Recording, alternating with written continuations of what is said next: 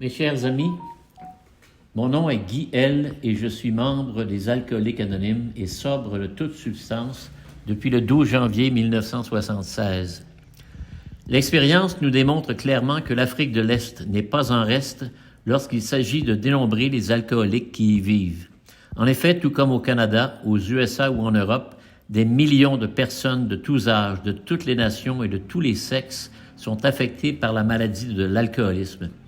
Ainsi que l'on soit médecin, premier ministre, juge, avocat ou travailleur autonome, l'alcoolisme ne fait aucune distinction lorsqu'il s'agit de trouver un terreau fertile pour la maladie. Car l'alcoolisme est bien une maladie, une allergie physique à l'alcool doublée d'une forte obsession mentale qui force littéralement l'alcoolique à boire beaucoup plus que la normale. On a beau être intelligent, déterminé ou posséder des facultés hors normes, rien n'y fait. Rarement un alcoolique a-t-il été en mesure de vaincre l'alcool par ses propres moyens. Sans aide, c'est trop pour ses capacités limitées. Mais il y a de l'espoir. En effet, des millions d'alcooliques se rétablissent en Afrique de l'Est, tout comme partout ailleurs sur la planète.